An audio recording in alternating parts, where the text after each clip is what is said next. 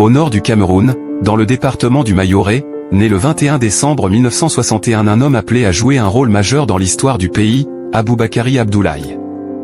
Issu d'une grande lignée traditionnelle, il grandit dans l'héritage des Lamido, ces chefs respectés qui incarnent l'autorité et la sagesse dans la culture peul.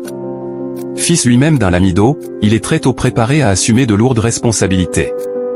Son destin bascule en 2006, lorsqu'il devient Lamido de Rebouba, succédant à son frère. À la tête de l'un des Lamidas les plus influents du Cameroun, il s'impose rapidement comme une figure incontournable, à la croisée du pouvoir traditionnel et de l'autorité moderne.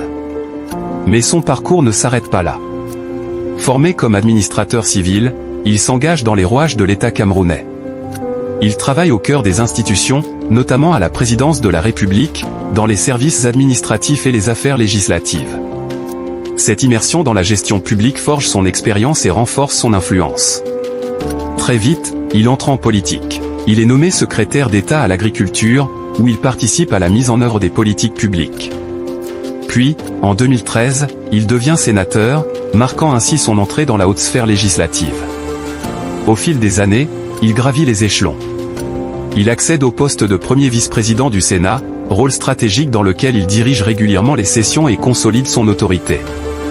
Parallèlement, il occupe des fonctions importantes, notamment à la tête du conseil d'administration de la Mature, tout en restant un membre influent du RDPC.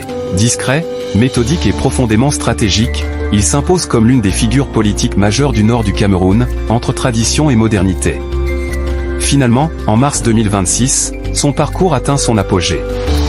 Il est porté à la tête du Sénat du Cameroun, devenant ainsi la deuxième personnalité de l'État, juste après le président de la République. À ce poste, il incarne également la continuité institutionnelle, étant appelé à assurer l'intérim du chef de l'État en cas de vacance du pouvoir. Ainsi s'écrit l'histoire d'un homme qui a su allier héritage ancestral et engagement politique pour s'imposer au sommet de l'État camerounais.